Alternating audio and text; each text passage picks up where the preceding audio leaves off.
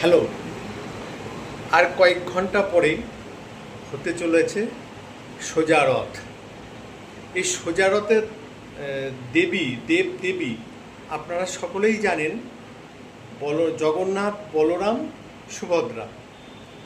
এই জগন্নাথ, বলরাম, সুভদ্রাকে ঠুটো জগন্নাথ বলা হয়। জগন্নাথকে একে কেন ঠুটো জগন্নাথ বলা হয় এটা কি আপনারা জানেন?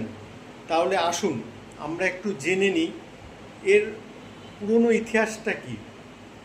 আপনারা সকলেই জানেন বা জানা আছে, শ্রীকৃষ্ণের মৃত্যু ঘটেছিল ভুলবশত একজন ব্যাধের হাতে। সে যে কোনো কারণে ভুল করে শ্রীকৃষ্ণকে তীর চালিয়েছিল এবং মারা গেছিল। তারপরে তাকে পিণ্ডদান করেছিল। এই যখন পিণ্ডদান করেছিল, সেই পিণ্ডদানের পরে সেটা শিলায় পরিণত হয়েছিল, নীলশিলা। সেই নীলশিলাটা ভাসতে ভাসতে দৈব শক্তি বিভিন্ন কারণে পুরীর ওখানে গিয়ে উঠেছিল নিম কাঠ হিসেবে। আমি এটা খুবই সংক্ষেপে আপনাকে বলছি। এই নিম কাঠটায় কোনো একটা দৈববাণী আসার ফলে তাকে জগন্নাথ ঠাকুর, বলরাম, সুভদ্রা এই ঠাকুর বানাতে হবে, তৈরি করতে হবে। তার জন্য মিস্ত্রির দরকার ছিল, শ্রমিক, কর্মচারী, এইটা কে করবে?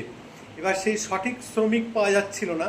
তখন উপর থেকে দেবতাদের পাওয়া শক্তিতে, মানে যে উপরে দেবতারা থাকে, এই মুহূর্তে বর্তমানে স্পেসে যেখানে শুভাংশু শুক্লা রয়েছে, সেইখান থেকে দেবতারা সঙ্গে সঙ্গে খবর পাঠালো যে বিশ্বকর্মাকে পাঠানো হলো এখানে। বিশ্বকর্মা এসে ওইটাকে ঠাকুর বানাবে।